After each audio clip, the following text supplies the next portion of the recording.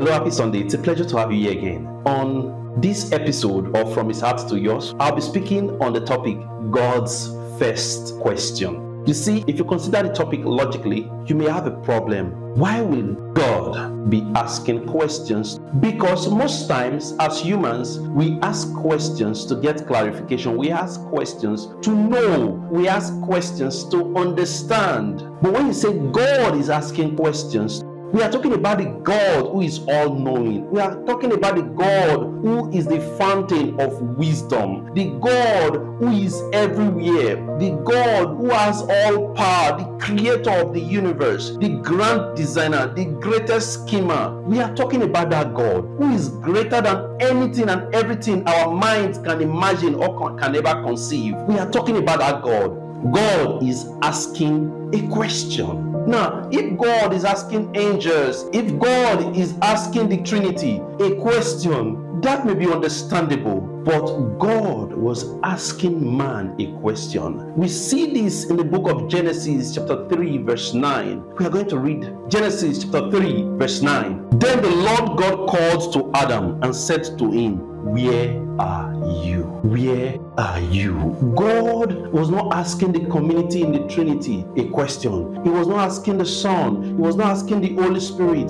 God was asking man, the created, Adam, the one made from the dust, Adam, the man who was created with frailty. God was asking Adam a question. The man he fashioned, the man he gave the breath of life, the man whose existence is literally from God. God was asking the created a question. The creator was asking the created a question. The one who is incontingent is asking the contingent a question. The one who has unlimited knowledge, who is everywhere, is asking the one who has limited knowledge, who has finite knowledge, the one who is limited in time and space a question. But you see, this question was not so much that God will know where Adam was. This question is so much that Adam will realize where he is at that point. It is so much that Adam will realize where he has gotten himself into. You see, throughout scriptures, this is one of the means through which God communicates to his people. When Job came to God with a lot of questions, with justification for himself, considering all that had happened to him, when God chose to reply Job, he did not come to Job with explanation upon explanation of why he had to go through all he went through. He came to Job rather with questions. God asked Job 66 questions back to back. And when God was done with that questioning section, when God was done with that interrogation, Job fell and said, "God, I am sorry. I am but a man. I know nothing." So God uses questions to arouse us to that realization of where we are, of what we are doing, or what we need to do. Here we see God asking Adam the first question we ever see God ask in the Bible. We see it in Genesis chapter 3 verse 9. Why this question? This question came because prior to this time, every evening, the cool of the day, God comes to have fellowship with Adam. In Eden, we have what we will later see as Emmanuel, God with us.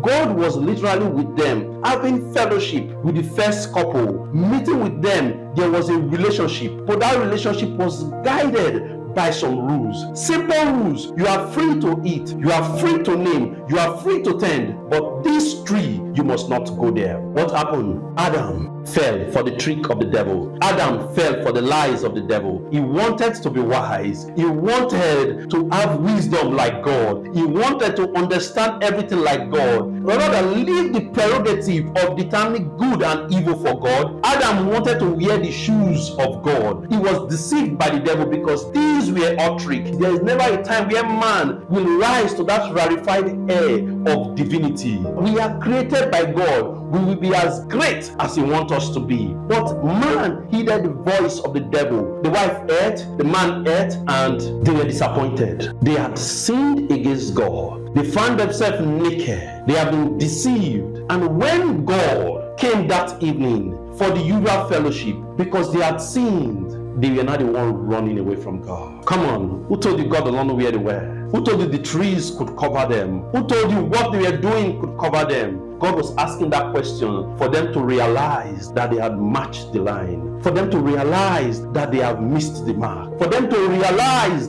that they have picked their own pocket, they have failed themselves, and now they will bear the consequences of their sin. That was the first question. They knew. Adam came. We ate. We saw we were naked. We are afraid. We hid ourselves. Adam gave 4 excuses why he was hiding. Oh, I wish Adam came before God and fell to his face and said, Lord, we have sinned. Oh, I wish Adam never pushed the buck to the woman. Oh, I wish the woman never pushed the buck to the serpent. Oh, I wish they fell to their face and took responsibility of their actions and said, Lord, we have messed up. We've been deceived by the devil. We failed to listen to your voice. We listened to the voice of the devil. And now, look at us. We have lost it. Is there a place in your heart for forgiveness? Is there a place in your heart for reconciliation? But we never can tell, because that was not what they did. They chose rather to pass the blame. Now, come on, don't blame Adam and Eve. Let's talk about us.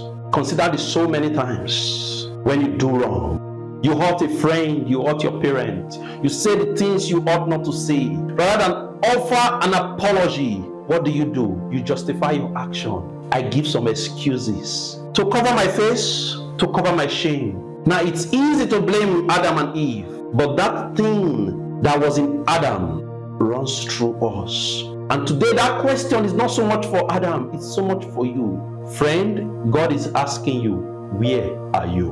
Where are you? For this reason, the Son of Man came to seek and save the lost. You see, the first thing the Son of Man is doing is seeking. So Christ came to this earth to ask that question also. Where are you? The Lord is looking for you.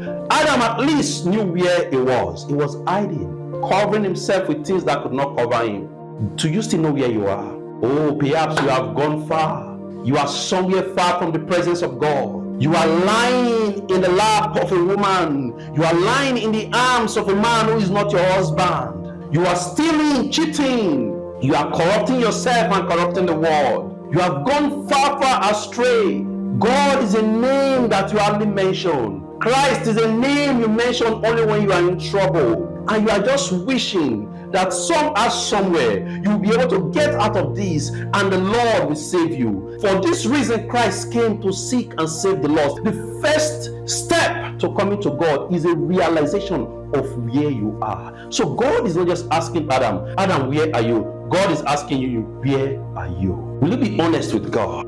Forget the excuses. Will you be honest with God and come from your hideout and hear the words of God? Will you be honest to start a new life with God?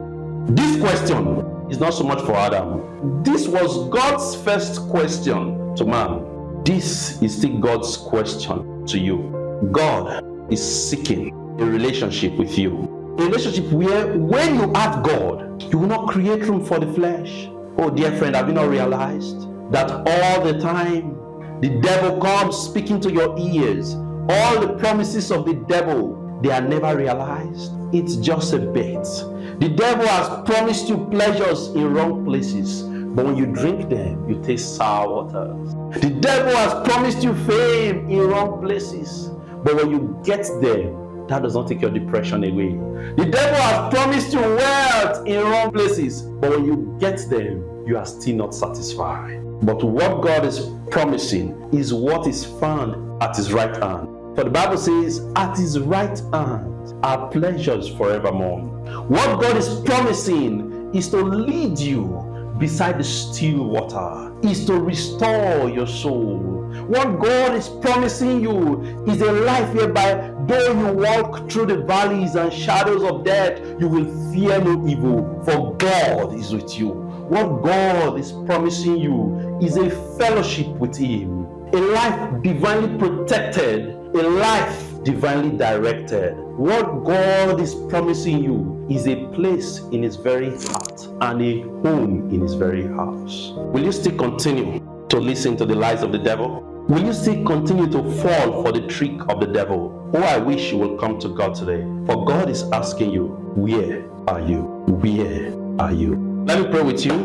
For I know this question is personal, and I want to believe God because I trust the Holy Spirit of God speaking to you through my voice. Let me pray with you. Will you be sincere with God? Will you be ready to come out from your idols? Come out from your shell. Many persons don't know the life you are living. Your parents don't know the addictions you are struggling with. They don't know the pains, the hurt, the secrets you have kept. But God knows, and God is asking, is coming for that point of your life that you have kept safe. God is asking you, reveal it. Where are you? Just tell God where you are.